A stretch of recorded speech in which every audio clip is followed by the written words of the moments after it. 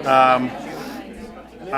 going to have to do a roll call due to, I'd like to call Independent School District 721 to order. Due to Danny being remote, we will have to do a roll call for attendance. So, Dan, I'm here. Mark, Here. Matt, here, Karen. I'm here with all of my friends. Yep. And Denny? Here. Hi, Daddy. All right, we have six. We have 5 people in attendance, so with 2 absences. Let's stand and say the Pledge of Allegiance. To the flag of the United States of America, to the republic for which it stands, one nation, under God, indivisible, with liberty and justice for all.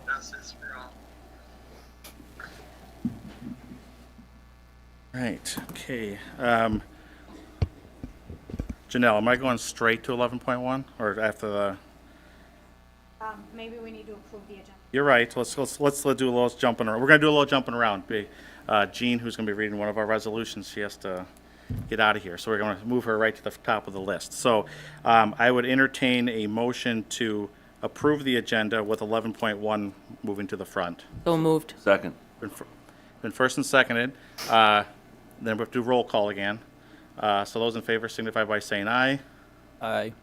Aye. Aye. Aye. Yo, Denny. Aye. Okay, all right. Motion In a carries different time 5-0. I'd also entertain a motion to approve the consent agenda. So moved. Second. First and second, those in favor signify by saying aye. Dan? Aye. Aye. Aye. Aye. All right. Aye. Carries 5-0. All right, now let's jump to 11.1. And this is a resolution for the American Indian Parent Advisory Community Resolution. So Jean, I'd welcome you up to read that resolution. And I would entertain a motion to approve this resolution. I need a first and a second for that. Second. Or first and Second. first? Did you say? So moved. Second. There you go. First and seconded. Jean, welcome. If you want to read, what's that? Matter which one. You want to introduce her? Jean? Hi, Jean. Hi. You're the chairperson of the. Yes. Okay. All right. Yes, the only one, unfortunately. All right. So go ahead and read that resolution. Okay. Whereas the school board or district has an AIPAC composed of parents or guardians of American Indian children who are eligible for Indian education programs, American Indian language and culture teachers and paraprofessionals, American Indian teachers, American Indian counselors, American Indian adults enrolled in educational programming, and American Indian representatives from community. Whereas the school board or district affords the AIPAC the necessary information and the opportunity to effectively express their views concerning all aspects of American Indian education and the educational needs of the American Indian children enrolled in the schools and programs. And whereas the AIPAC is directly involved with and advises the school board and district staff on American Indian education program planning, and whereas the AIPAC develops and submits recommendations to the school board and district staff pertaining to the needs of American Indian students. Therefore, be it resolved that the AIPAC concurs that the school board and district are compliant with Minnesota statutes, section 124D.78, and that the school board and district are meeting the needs of American Indian students. We, the American Indian Parent Advisory Committee, issue a vote of concurrence. We attest that the school board and our district are compliant with Minnesota statutes and that the school board and or district are meeting the needs of American Indian students. All right. So now I would accept a roll call vote. So Dan, how do you vote? Yes. Mark? Yes. Matt? Yes. Karen? Yes. Denny? Yes. All right, motion carries 5-0. So, Thank you very much, Jean. All right, thank you. Thank you. I just want to make a note that next on the agenda is open forum, but there aren't any, so we'll just skip over that. So next, we have the Spotlight on Success. So Ms. Lindsay Schutte, if you want to present here our students.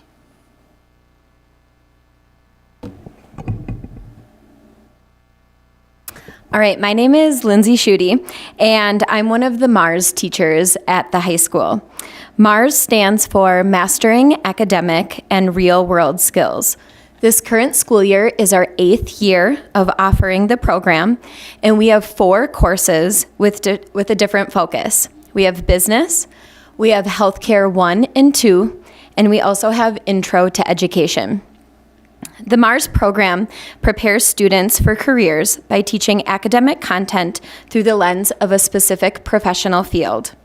While earning graduation credits, students work with some traditional coursework while engaging in real-world experiences and content, such as soft skills development, a monthly mentorship opportunity with local professionals, guest instructors speaking about their line of work, and site visits to see behind the scenes of real-world businesses and healthcare clinics and specialties. These courses would not be possible without the numerous volunteers in education, healthcare, and business who create meaningful experiences for our students. 2 of them being here with us tonight. Thank you, Dr. Valmuth and Matt Goldaddy. One of the experiences in the business course is our Shark Tank project, which is modeled after the TV show. This evening, you will hear from our first semester winners of our Shark Tank competition. I'd like to invite the entrepreneurs behind PillBud to pitch you their winning product.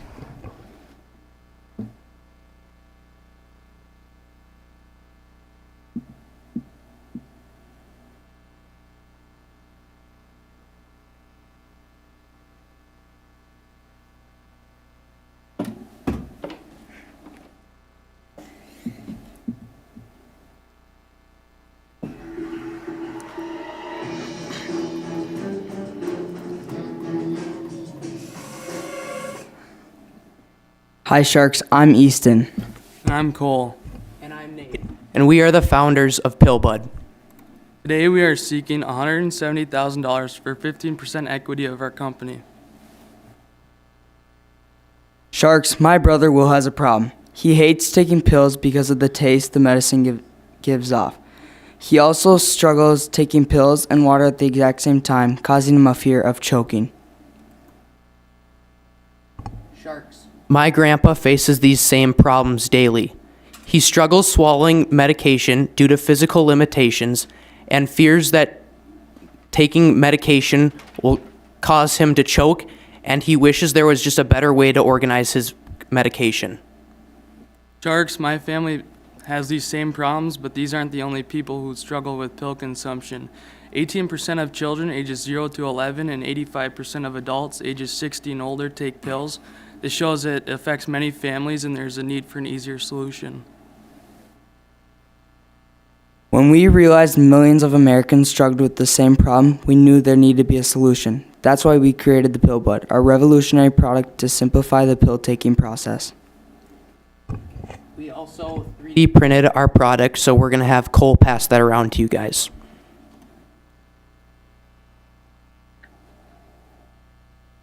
We created a video also demonstrating how the PillBud works. First, the video demonstrates the user loading the pills into the pill capsule. After that, the user will slide the pill container onto the PillBud. Next, the user will pull the tab for that day, allowing the medication to fall into the pill chamber. Sharks, as you can see, when the PillBud is tipped, the water and pill are released at the exact same time. This makes the pill-taking process as simple and painless as possible. Each PillBud comes with the opportunity to hold 8 ounces of water, which is what doctors recommend with daily pill consumption. And Sharks, as you can see, I think we solved Will's problem.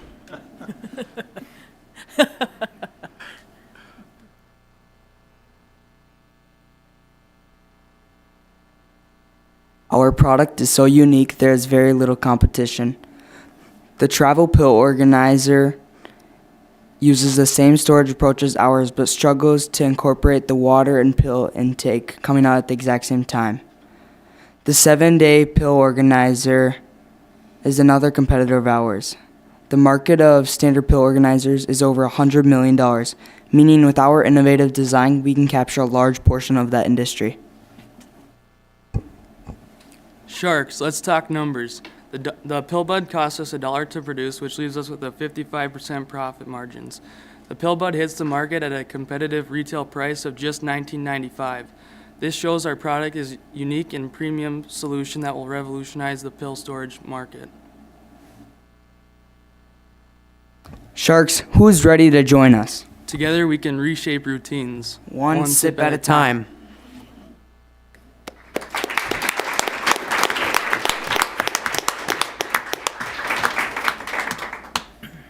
That's awesome. So I've been a judge the last 3 or 4 or 5 years. So it was my first year I missed it. So I was excited to see who actually won. And I think the people that always have the group that always has the prototype is always like number one. So if you give any advice to people coming up behind you, always having that prototype is key. So I'm like tempted to ask you like a bunch of follow-up questions about like what are you going to use the money for, but I'll spare you. So yeah, any other questions or comments?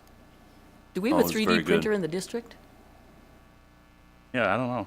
We have a 3D printer in the district? We do in the mechanical drawing classroom in the high school, but I have a personal one, so that's what we used for this project. Okay. Okay.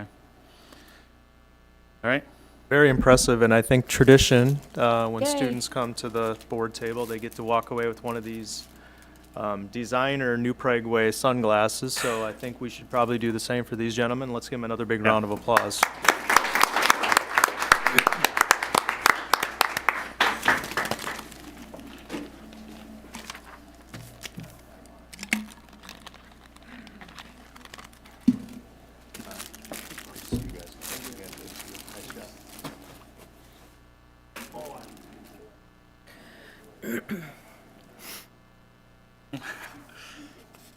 Gotta put them on. Put them on. That's what all the kids are gonna be wearing. Spring break and on.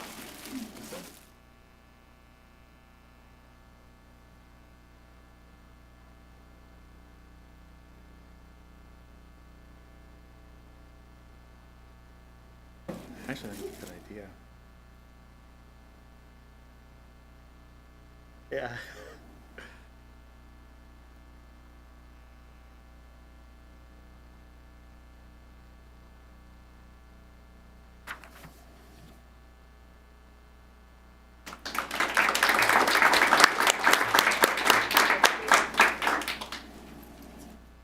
All right, let's move to the board committee reports. Danny, I'm not sure if you have any updates at all, or if you want to save it till next time, but I'll leave it up to you. So Southwest Metro or CPAC? I have both of those, but I'll wait till next time to Okay. do it because it's probably more clear to hear it from me directly. No, that's a good idea. Community Ed, that's Kim, so she's not here. Legislative Committee, nothing, Dan, right? Early Childhood, that's Up in the air? up in the air, which we'll discuss later. Joint Powers Committee, We have nothing. no meeting. Equity Committee, Mark, Nothing. okay. And then District Advisory Committee, We had our meeting last week. I got to participate in part of it. You know, the portion that I was there for was talking about the new civics class for the seniors and a little bit of an update of how that's going. It looks like that's following a similar strategy to what our freshman seminar did. And then we also discussed a little bit book selection criteria for the district and reviewed a proposed guidelines on what would be deemed acceptable and unacceptable for books in the district. okay. All right. All right, Superintendent Report, Mr. Volmuth. Yes, thank you. I understand we have some difficult things to discuss later on in the agenda, but wanted, per usual, to take a moment to highlight some areas of gratitude, good news, and also have a few acknowledgements. Congrats and thank you to Daryl Christensen, gymnastics coach, on being awarded Section AA Head Coach of the Year. Last week was also Bus Driver Appreciation, so we had a brunch in the bus garage on Thursday. And as you know, we're fortunate to have many dedicated bus drivers and support staff who work to transport our students each and every day. I think it's interesting for everyone to remember that we cover, the New Prague area schools encompasses about 160 square miles, and that our transportation department travels over 800,000 miles each year. Spring sports season is winding down, with some teams already finishing their season. Of note, both the boys and girls wrestling, and girls gymnastics took second in the sections. Our high school teams, and one of the things that I think is really cool that people probably won't see a lot, is that our high school teams, and of note, boys and girls hockey, girls basketball, and I'm sure there were others, have taken some time out of their school day experience to go and visit our elementary schools and read books. February is I Love to Read month, and what a great opportunity to develop student leaders and to see those students not just excel on the athletic fields, but also be leaders for our classroom as well, for our students as well. I'd like to note that Mrs. Jean Schmidt, I believe, is in attendance, and she was chosen earlier this month to fill the vacancy of Jean Kubish, Mrs. Jean Kubish, who resigned in early January. Ms. Schmidt will be sworn in at the March business meeting, and a big thank you to Jean, as well as all of the other individuals who expressed an interest in serving on the school board. Finally, and I know you will love this, February is School Board Appreciation Month. I felt it all month. You did, and believe it or not, believe it to the date, it was about a year that I was chosen to become the next superintendent of the New Prague area schools. And so I've had a lot of emotions and a lot of things going through my head over the last couple of years, or last couple of days as I lead up to this. But I want to thank everyone on the school board for their willingness to serve the greater community. And yes, we do have some difficult decisions that need to be made. But I very much appreciate the opportunity to be the superintendent here. Thank you for a year. And I know that we will continue to build on that proud tradition and to create a promising future for all of our wonderful students. So, thank you. Thank you. Do we Thank get you. sunglasses? Sunglasses are out. Whatever, but, whatever, it's fine. Maybe more to come. All right, next on the agenda, we have Mr. Tony Boothie for the profile of a graduate presentation.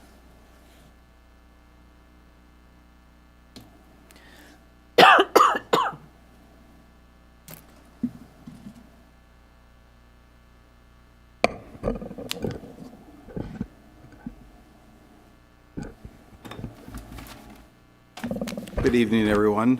Thank you for allowing me to be here for just a brief minute today, talking about something that has been in the works for a couple of years. And to be very honest with you, we started looking at this right about the time COVID hit us a few years ago, but we're back. Profile of a graduate, or portrait of a graduate, is something that we will see and be talking about.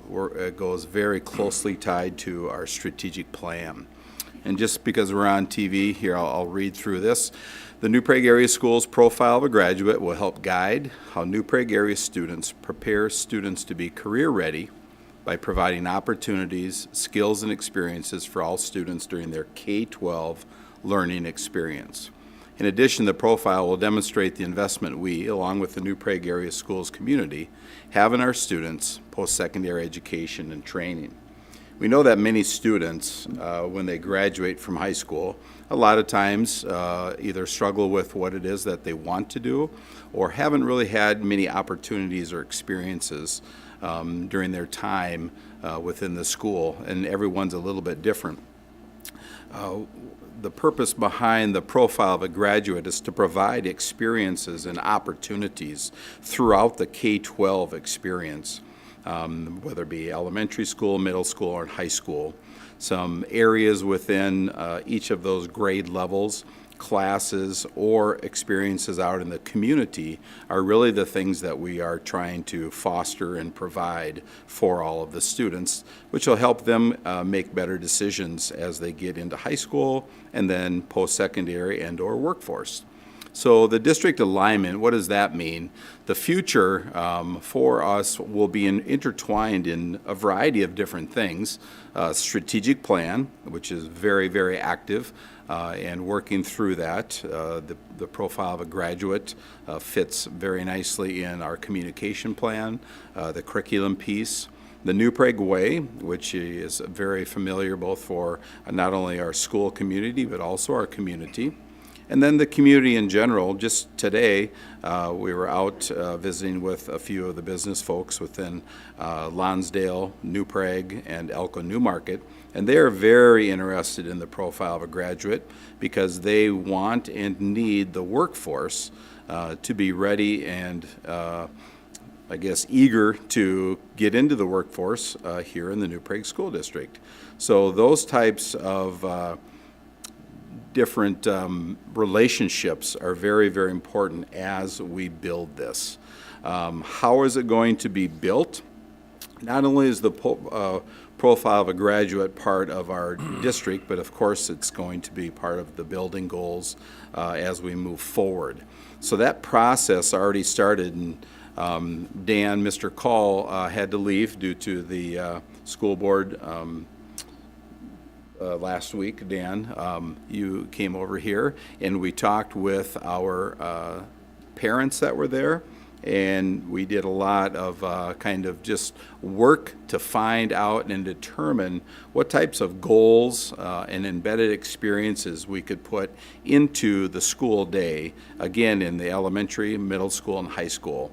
This whole entire process is very much in its infinite stages, and there will be many, many stakeholders, community members, the parents, our teachers, our staff, working on a timeline, and also just an opportunity to place in there some of those benchmarks. And again, I'll use the word opportunities and experiences in our K-12 that all students will be able to have access to. As you can see on this slide here, some of the areas that we've been working with already in our community. Chamber of Commerce is very, very supportive, and we have met with Brooke Stika, the director of the chamber. We have been working with also Lonsdale Chamber and the Elko Newmarket Chamber. Our EDA, Economic Development Authority, which is part of the New Prague City, we have met with them, and they are on board with us because they work a lot with the businesses in town. The businesses in town tell the city they need employers, they need employees, and that's where our kids come in. We've met with Scott County CDA, and as I said, we are continuing to visit with a lot of the businesses out in the community. We are listening to them, asking them what it is that they want from our students once they graduate. And that could be right after high school, that could be after technical school, military, or four-year degree. And we have really learned a lot from them, and are very excited to continue to work with those. As I had said, the pre-K through 12th grade timeline is what we're currently working on. Gathering information for all of our stakeholders is the direction that we are moving with next. And to say that this would probably be done by the start of the school year might be a lofty goal. We need to continue to gather information from all of our stakeholders, put those experiences together, and it's not going to be, it's like the strategic plan. It's not going to be a finished project ever. It's just we're going to continue to keep working on it, developing it, listening to our staff, listening to parents and community members. So when those kids graduate and they go across, to get their diploma, they know and have experienced some really wonderful opportunities while they were students in the New Prague area schools. So in its infinite stages, Dr. Volmuth wanted to bring this forth to you. This is something that we will continue to keep working with and gathering lots of information, and periodically update you when we have more information on the profile of a graduate. Any questions? I was wondering do you have any examples of things that what this might look like? So is it going to be visits? Is it going to be actual hands-on work, or all the above, or just right now we're just trying to Yeah, so explore? we've got quite a few elementary staff behind us, and the last couple of years, our fifth graders have been able to go to BizTown. And BizTown, what we hear from not only our teachers, but the kids and the parents is one thing that we have heard so positively about, that it's an experience that parents say every child should go through. And when the kids tell you they really, really enjoyed it, you know you've got something special.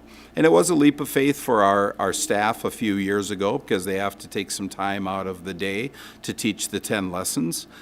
So there's a lot that goes into it, but each of the kids really do learn what it is to get a paycheck, to hire people, to pay invoices or pay bills, all kinds of different things. And we need to have some of our fifth graders here one time to do that.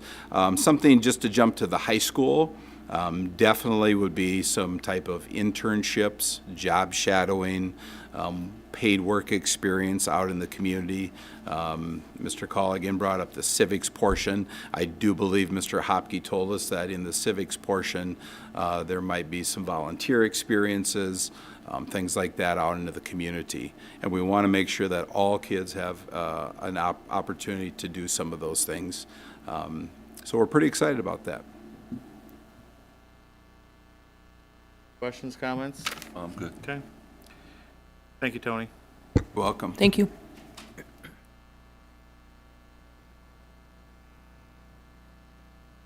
Yeah, go ahead. You're up next.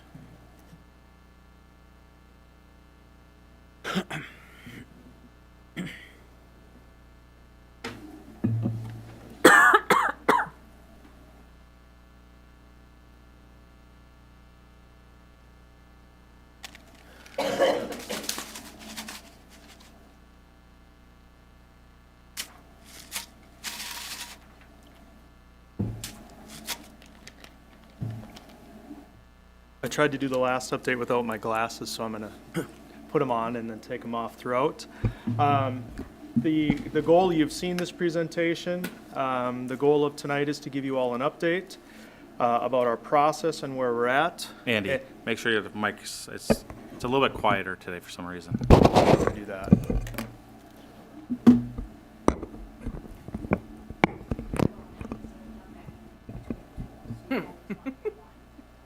Okay.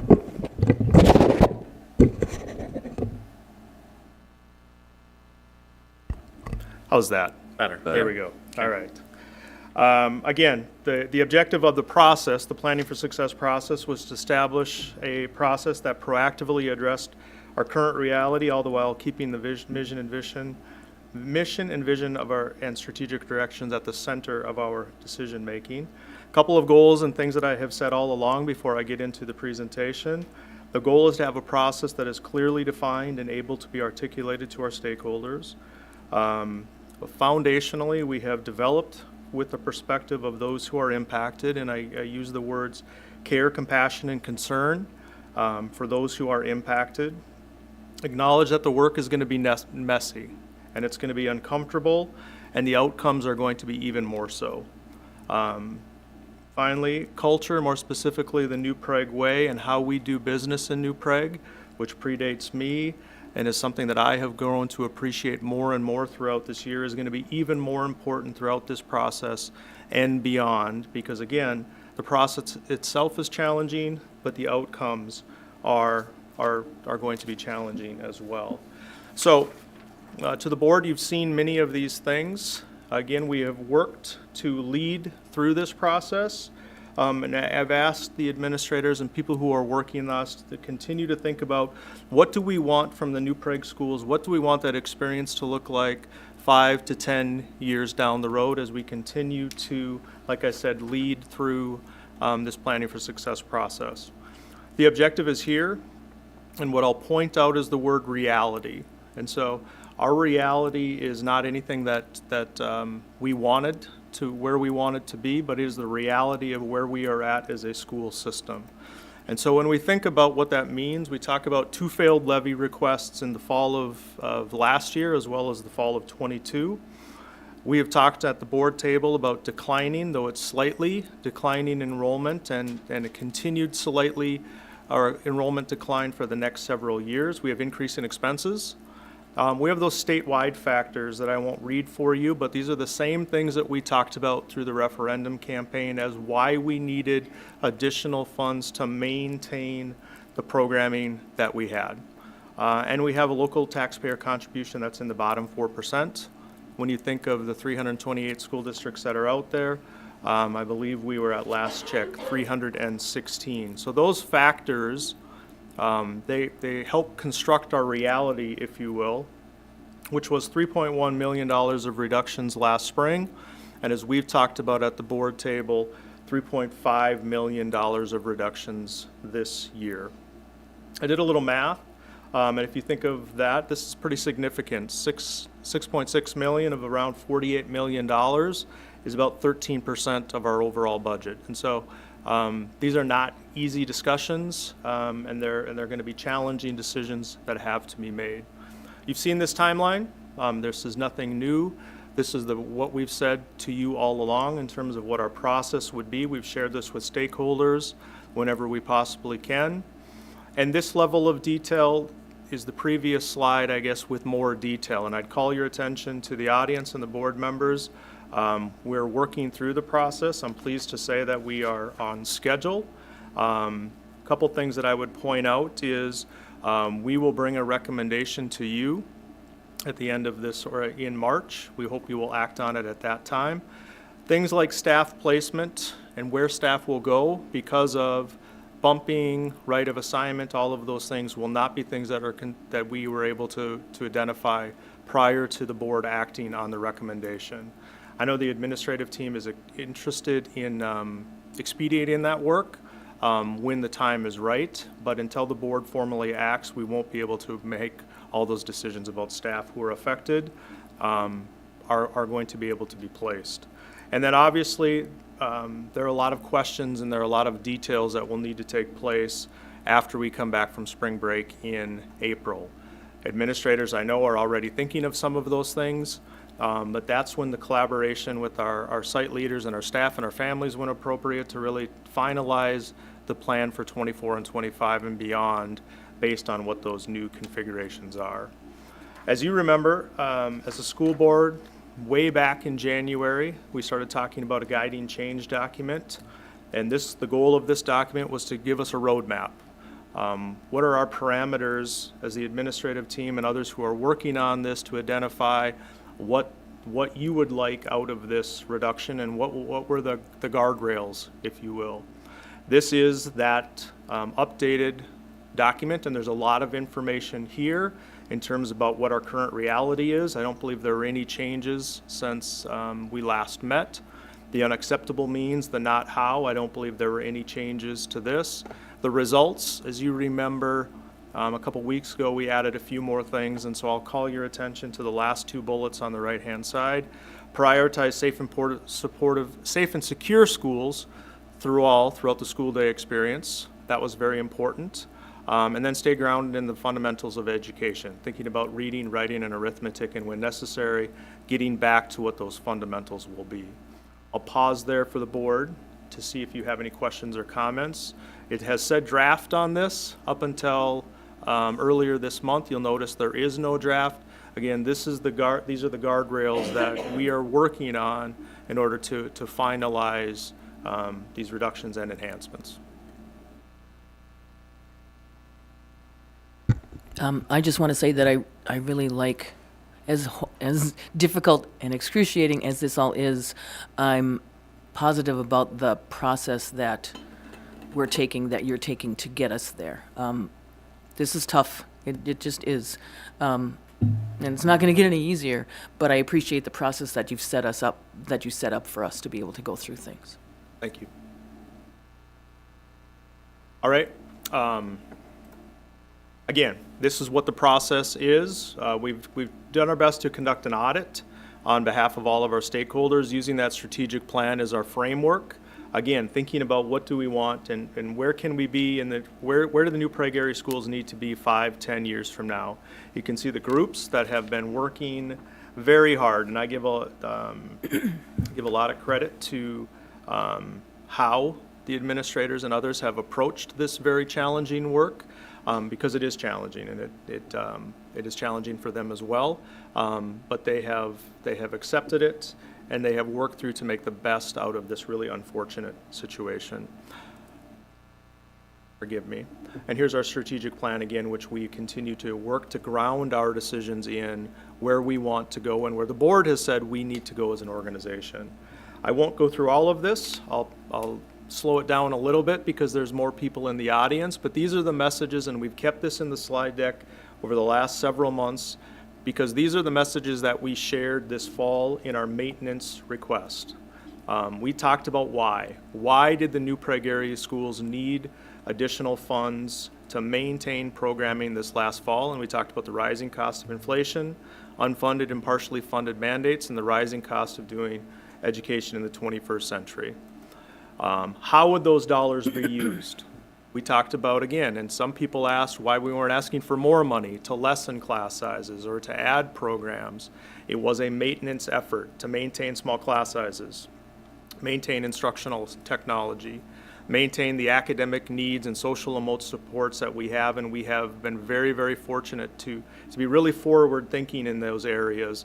The unfortunate part is a lot of that was coming out of our general fund. But in order to maintain those things, we needed that additional funds. And we hope to also avoid future budget reduction. These are each of those buckets, if you will, in greater detail. I won't go through all of them. I think we have an understanding what small class sizes mean, as well as academic needs. We have some data that supports us, that reminds us why these things are important. Instructional technology as well.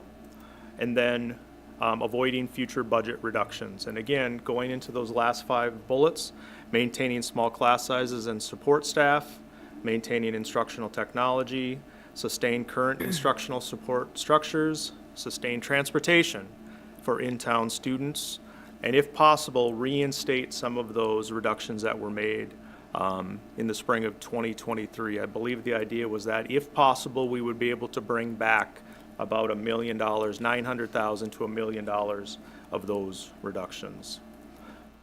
So, and again, this visual you have seen illustrates where we are at in comparison to the 328 other school districts in the state of Minnesota, and that we are in the bottom 4% of local taxpayer contribution. I wish that I could come to you and say that we were able to find a lot of fluff in our system, that we weren't putting money into our classrooms like we're very, very proud of. But the fact of the matter is we have held most of our money in our classrooms through programs and small class sizes, and the community has appreciated that. We have appreciated that. The staff has appreciated that. And you can see here a couple stats that we shared during the referendum campaign. 68% of respondents gave New Prague a good to excellent rating in terms of financial management, and that we were spending effectively. So we have driven down costs and done what I think is the right thing to do, is to keep money in our classrooms. That's our strength. I will also tell you that I believe that's the unfortunate reality of what's going to be one of our challenges going through another round of pretty significant budget reductions. Here's just more visuals and more data that was shared during the referendum that illustrates that a lot of our money is in our classrooms, as we want it to continue to be. We've driven down administrative costs. When you look at the local averages, the comparable averages, as well as the statewide, local is districts who are in close proximity to us. Not always a great comparison, but we get asked that question a lot. Comparable districts would be about 4,000 pupil districts around the state. So I always say size and scale. Chisago Lakes, Big Lake, St. Michael, Albertville, thank you, is not, but it has been for some time. It's grown considerably, but you understand the difference between the local and the comparable average. So we've done our best, and again, you've seen this information, but for people who are joining us in the community and in the audience, we grounded ourselves starting this way back in January in what our strategic plan is and what the board has said we endeavor to do as an organization going forward. We've done our best to go back, and I've given last year's reductions the title of right-sizing the budget. That's a term that I have used in the past. I don't believe it was done here, but that's where we look to find any money that we possibly can that maybe we didn't need, right? And so there was a lot of $20,000 and $30,000 reductions last year that you saw, if you remember. We've done our best to right-size in all of those different departments to try to control costs and reduce the reduction that needs to be made. Teams now are working on proposed structural adjustments, and the key word there to me, and I would share with others, is structural. In order to reduce $6.6 million, 3.1 now 3.5, there needs to be structural, forgive me for this, adjustments that need to be made. Communication engagement has been something we have done our best to work on throughout this. So we had our Planning for Success website that is still up and running. We have shut down the stakeholder engagement forum. I'll talk a little bit about stats that we saw. We had about 75 submissions. If people are still interested, I'd encourage them to go to the website. There is also now an email that, though it won't, that they can send an email to, and we'll do our best to answer questions that people may have. We had our first round of staff presentations the week of February 5th through the 9th. There's another round that'll be coming in March. And I hosted a community engagement opportunity Friday morning. We'll have another one Thursday evening, and we are more than likely going to host others in March. We just haven't finalized those dates as well. So the community engagement survey, like we talked about, there were 72 respondents. There were some compliments, you can see at the bottom, 2.7%. There were some questions. If there was a question that was asked and someone gave us an email, we have done our best to respond to those questions in a timely manner. You can see concerns, comments, and suggestions. Some themes that I've pulled out, and I share this data with you. A lot of people ask questions about the 4-day week, which we have not in Minnesota been sponsoring. Now, there is some new legislation that is out there that potentially that is something school districts can look at. That is not something we are looking at this time. People wanted to make sure that we were aligning and when possible, reducing our administrative reductions or costs. There were questions about potential for another referendum. If, when, how, what would that look like? There were a lot of questions about early retirement incentives, and I think Sandy, that would be a good question for her to explain in more detail when she comes up in just a little bit. And staff were I think it was mostly staff, were encouraging us to inform staff as quickly as we possibly can, which is one of our goals throughout this process. Again, we know that this is an administrative recommendation and a school board decision, and so there are some timelines that we follow, but staff indicated that they would like themselves or their peers to know as quickly as we possibly could do those, make those decisions. We're working on making a $3.5 million reduction. We talked as a group about the potential to borrow $250,000 with the potential to do it. I think you gave us the majority opinion of the board was to do it. And that might be something we look at as we put the puzzle pieces and the reductions together. So we're giving you an update tonight. We will come with our list on the 11th, which is our study session. We'd ask for you to formally act on that on the 25th. In a minute, I'm going to turn it over to Sandy, who's going to give a high-level overview of these structural adjustments that we are going to be proposing, and still a work in progress.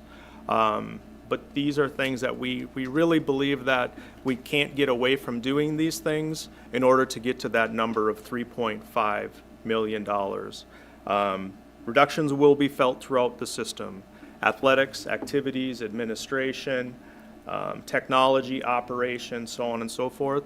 But if you're looking to cut $3.5 million after already cutting 3.1, the bad news that I'm bringing tonight is that they're going to need to be structural in nature. And these are 3 areas that we want to give you a pretty high-level overview as to inform your thinking, knowing that you have some big decisions to make along with us over the next couple of weeks. So those are transportation and operations, increasing elementary school class sizes, and secondary program models. And Sandy, again, will go into more detail as we go forward. Again, this is to give you enough information to help make an informed decision in the next couple of weeks. That's what I needed to say. And then guiding principles. And again, I come back to this, and then when we get together as a Planning for Success team, we talk about these things. The importance of communication and, when appropriate, engagement throughout the process, to remain strategic and mission-driven. This will have an impact on people, right? Our job as we work this through the system is to think about those people and provide care, compassion, and concern, but also to focus on the positions and the programs that we feel we need, and our strategic plan informs us of that as we go forward. Again, I referenced care, compassion, and concern, especially for those who are directly impacted, those people who will not have jobs. And then commit to the process knowing that the end product will be even more challenging. With that, again, a reminder that I believe how we get through this is we do our best to get through this together. And one of the ways that we can do that is to use the new Preg way to not only inform how we act as individuals, but how we hold ourselves and others accountable throughout this process and beyond, because the next weeks are going to be challenging. It's going to be challenging in the spring as well. I think that's very real. But that's the unfortunate piece of our reality and how we hope to proactively address it. Any questions that you have for me? I will turn it over to Sandy, who's going to come up and talk more about those, kind of give you a high-level overview of those structural adjustments. Thank you, Andy. I don't want to screw it up so much.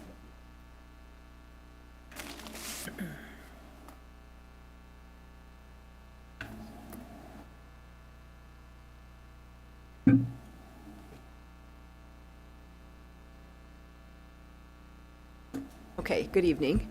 Just want to just present a few of the structural adjustments that we are reviewing right now and that are possible, to give you a sense of where we're at and what these would look like. So again, the purpose is just to give you a high-level overview. One thing to note, however, is once large structural adjustments are made, it's going to be very difficult, if not downright impossible, to restore them.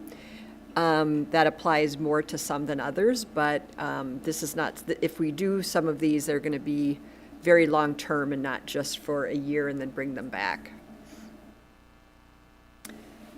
First, an elementary class size discussion. We're going to be changing from a class size range to a class size target, which isn't a ton different, but it doesn't have a maximum. Right now, we're looking at increasing the K2 range midpoint by 1. So I took the last year's ranges for kindergarten was 19 to 23. The midpoint of that is 21, so I increased it to 22. So we wanted to focus, make less changes at that K1-2 level, but still felt it was appropriate to make some adjustments there.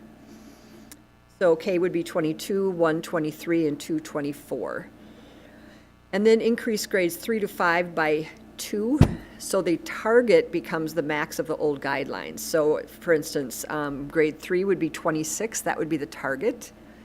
4 would be 28, and 5 would be 29. And then class sizes would have to be at least 2 over the target before we'd consider adding another section. One thing that we have, and I should just say that this reduces approximately 6.0 FTE classrooms at the elementary level, and that will depend on fall enrollment some. But I've talked to the elementary principals, the admin team, and now you, that in the past 3 years, the last week or two before school starts and the first 2 weeks of school, we have lost students at the elementary level. So that's why I think we're going to be a little bit more hesitant to add at that elementary level at the last minute, because that has been our reality for the last few years. Next is transportation.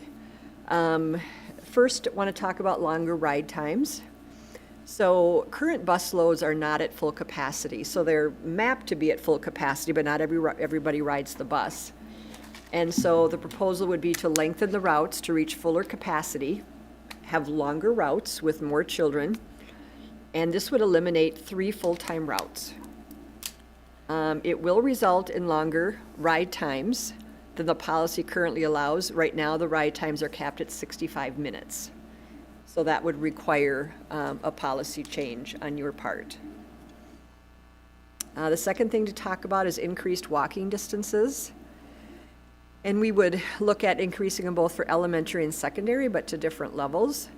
There's several, gradations for increasing walking distance. The max we would do is 1.5 miles for elementary and 2.0 miles for secondary.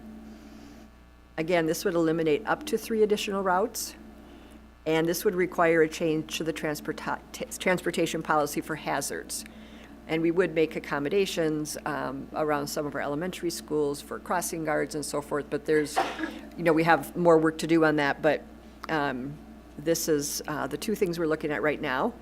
And just to note that the transportation changes will affect St. Wentz. We do their transportation as well.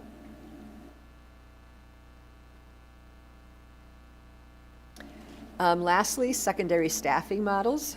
The middle school first. We're looking at the change from the middle school model with the built-in team time to a 7-period day. This reduces approximately 8 to 10 FTEs. And then at the high school, we would review model options for future years. For instance, a 6-period day instead of a 7-period day. So there are options that we can look at there for the future. But as Andy said, this is a pretty large amount, and so overall, we're looking at probably 25 to 30 staff members, not all teachers, but people that would be affected and not have jobs in the future. So just want to summarize that those are the 3 areas we looked at. High school model would be for future years. And I also want to just stress that other areas will be affected, but we'll present those on March 11th. We wanted to go over the large structural adjustments, but there will be many other adjustments to present to you on March 11th, as we're just now going through some of those and making decisions on recommendations.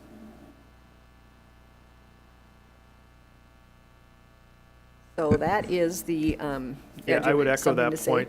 The reductions will happen throughout in all those different areas. But we wanted to do this tonight to give you as much information. So if you have questions tonight, or if you have questions between now and the 11th, that we can get that information to you as to make an informed decision as we go forward. But they will be held throughout. But again, structurally, these are things that we're looking at, will be a part of the proposal. No, I appreciate you guys going through this now, because I know that when we originally had talked, we were going to plan it out for March 11th, and I thought that maybe that was going to be a little bit tight from a timeline to make sure that we were able to get this information out to the public now, so we'd have a good month to help aid us in getting feedback from staff and in the community at large as well. So I just appreciate you guys going through this now. I would say one more thing, one caution, is that these, if these are depending on what our recommendation is, and we still have work that is yet to be done, it's going to be hard to get to $3.5 million unless there are significant structural changes. And so I think that's an important message for the board to hear, for the community to hear. You aren't able to take what was 13% of the budget, operating budget, away without making some pretty significant changes. And so a lot of the things that were discussed, these are the same types of discussions that I believe were had last year, and unfortunately now they're coming to fruition. So it's just, I go back to the word reality. It is our unfortunate reality of where we're at and what we need to do in order to have a balanced budget. Just for clarity, so at the March 11th meeting, we'll go into much more detail of what these Yes, yep. That's a thoughts work will be. session, yes? Yeah, it's Yes, a work that's a work session. But that's open to the public. Yes. Okay. Okay. The 8 to 10 FTEs you talk about at the middle school, that doesn't necessarily mean that it's going to affect 8 to 10 people in the middle school, does it? That could affect teachers Yeah. depending on seniority. Right, I anywhere. mean, the middle school teachers may have a position, but maybe not at the middle school. Yeah. Okay. Okay. If I may, that goes back to the last two, I know there's a lot of information thrown at you, but those last two lines that I pointed out in that organizer about our timeline, we need to know where the reductions will come, and then bumping and right of assignment. So they'll be affected, I think some of those middle school teachers, by maybe not being able to be in the middle school. Where they're placed is not something we will Yeah. know prior to the 25th. Okay. And one item I'll be interested in is class sizes at the middle school and the high school. You know, whether there's a minimum class size in order to offer a class and things like that as far as high school goes before, to compare them to what's happening at the elementary school class size wise. Sure.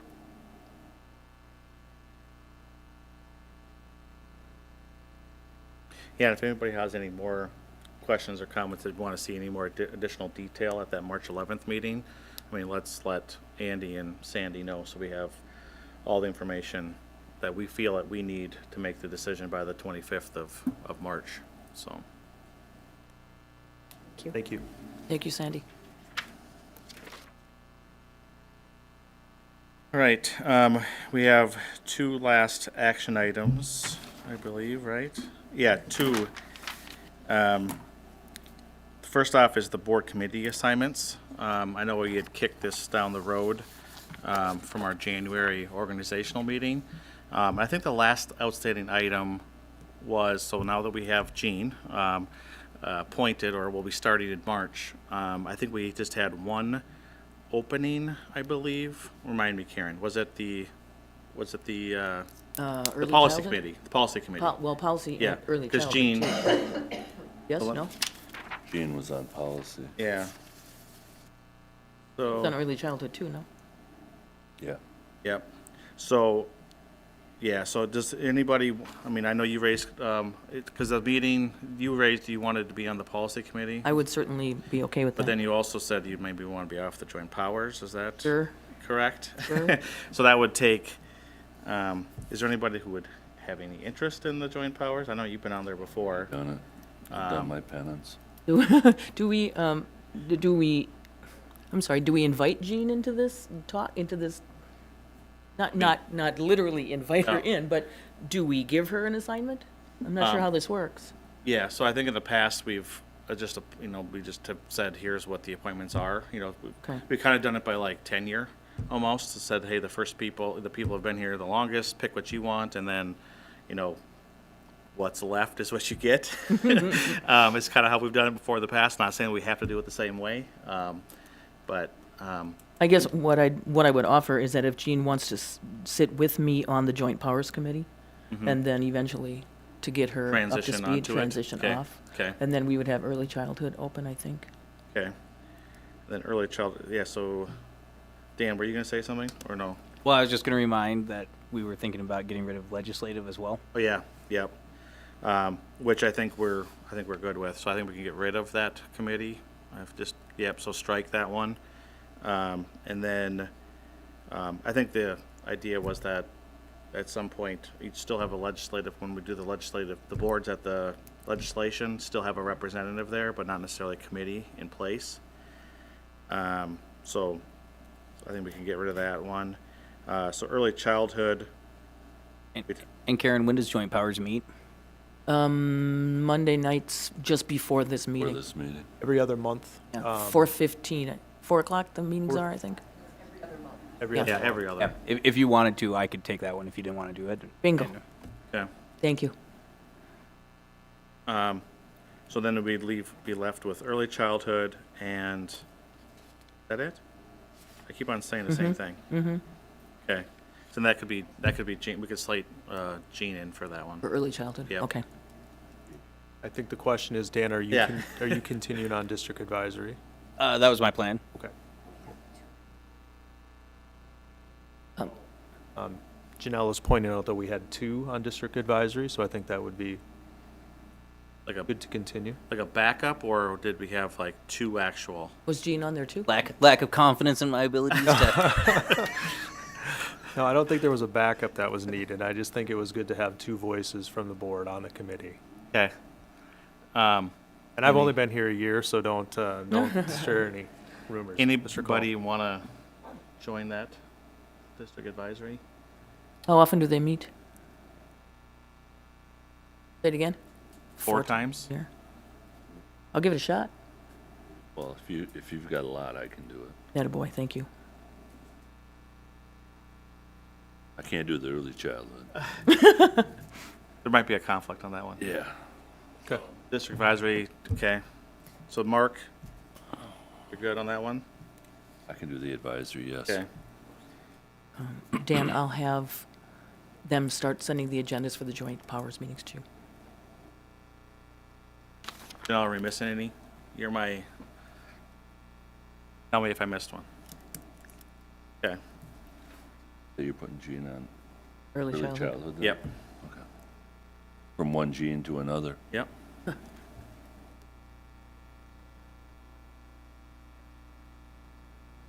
I think just Dan, joint powers. Oh, yeah, Yep. okay. And I'll hang out with you for a while. During a transition. And Denny's still, he's still good on the other 2, right? I think he didn't voice anything that, maybe having a backup was something that he might have said, but I think. I just- said I would help Yeah, him if he okay. needed. We did need to identify a backup for Southwest Metro. That was That me. was That's Mark. going to be you, Mark? Yep. Okay, thank you. We have Mark. Yeah. Okay. All right, I think we're good on that. Do we need to do any motions or to approve those? No? We just have the think assignments? so. Okay. Please send those out afterwards, just to make sure I'm not very clear on it Thank you, right now, Janelle. but, so. I appreciate you not making me vote. All right. Last one is to certify the master contract with the teachers' union. Is this a resolution of some kind? I think, do you have anything on that? I didn't know if you wanted a quick summary. Yeah, I think a quick summary of And then just overall major changes. Obviously, we've all been Yep. involved in it, so yeah, just Yep. probably for the public more so than anybody, so. Okay, yes. So the process went very, very good. It was a lot of very good discussions and several problems, I think, solved, which have been very positive. The salary schedule, there's of course steps and lanes. The salary schedule improvement was 2% in the first year, 4% in the second year. We also added an additional 0.25% for the teachers at the lower steps. That was a concern that we were falling behind on those steps for the, steps 1 through 10, 12. And so we did put some extra money there. We also added a piece of longevity at 28 years or higher. So we've got that on that end as well. There was an increase to the health insurance cap in year 2, a small 403B increase each year of $25. And ECA points, of course, increased each year so we can stay competitive with our coaching salaries. And, there really wasn't a lot of language changes. Under extracurricular coaching, we talked about keeping seniority from sport to sport. So, once you've been a coach, you've been a coach or an advisor, and a lot of those skills are transferable between sports. We improved our adoption leave a little bit. We didn't have it's not used very often, but it really was very low, so we improved that a little bit. Yeah, so that is about it. Those are the major changes. Mm-hmm. Any questions? So when we're talking about the first year and the second year of the contract, it looks like we're backdating the contract to July 1st of last year. So is it a correct understanding on my side that we're coming to the close of the first contract year, and then the larger 4% plus increase is going to hit in July already? Yep. And that was included in my financial projections.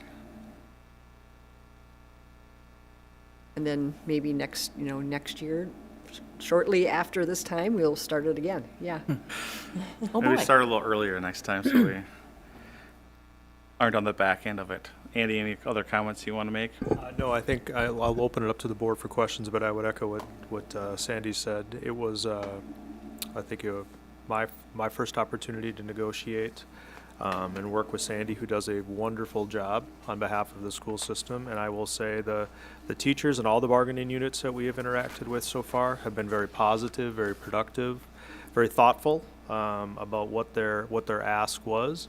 Obviously, they're advocating for their members, which I appreciate, but I believe it to be a fair and reasonable settlement based on our current reality, and knowing that we want to make sure that we maintain high-level teachers in New Prague and also be able to attract teachers to our system.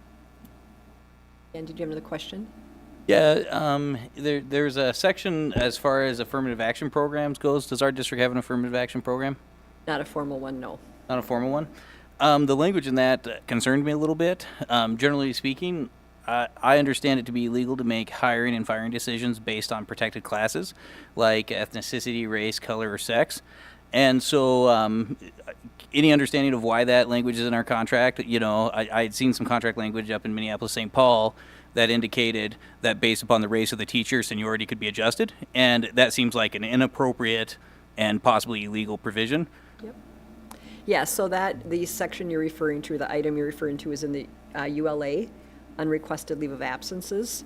And that is, very standard contract language that says basically we need to take into account, if we have a formal affirmative action plan, we have to take that into account as we make our ULA decisions. So we would actually, if we had a policy, fire a teacher based upon their race with an what's the terminology? Requested unrequested leave of absence? I don't believe that we would, no. But like I said, if we had a formal affirmative action plan that had to be approved by the government, we'd have to take that into account as we made our decisions. We do not have one right now. So I just want to make sure. So because we don't have one, this question is moot? Yeah. Right now? Yep, right now it is, Okay. yeah. And I Okay. know that in Minneapolis, they've done that. We do call out a couple of protected status, just some of our college and schools, teachers and so forth. If you read our ULA language, we do have a few that are protected based on the ability to teach the higher level classes. And as well as we have a higher qualified requirement to bump into special education. Those are the areas that we had negotiated the last time around. But none of those are based upon a protected class by civil rights law, right? So everybody, regardless of Yep. race, sex, and things like that, would be treated Yes. identically. I think it concerns me a lot to show kind of state of mind that it's even on the table for consideration ever, and so since we're already about ready to start our contract negotiations again, I would encourage us to make sure that, we spend a lot of time on the diversity, equity, and inclusion in our district, where we are it's my understanding, working to eliminate racialized language, treat everybody fairly, and not penalize or favor anyone on account of these protected classes. And so I think we would be much better off to just eliminate it as a possibility from the language of the contracts we sign.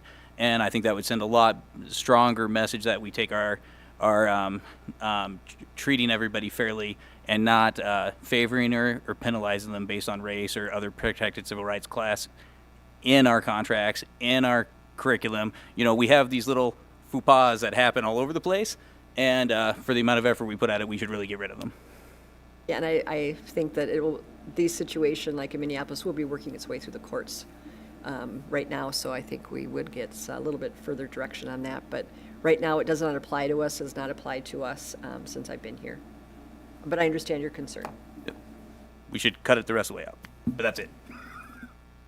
Any other questions? My only comment is I just want to again thank everybody that participated in this. I know this is a long process, and so I really appreciate I know the representatives from the union just for the communication that came from Andy and from Sandy that, I mean, I think the big picture was always in play here. No one lost sight of, you know, what our current reality is as a district and how that plays into the state funding that came and everything else. So I just appreciate all parties that was, everybody kept that in focus, and appreciate us getting to this point in the process. So with that, I would entertain a motion to approve the contract as So written.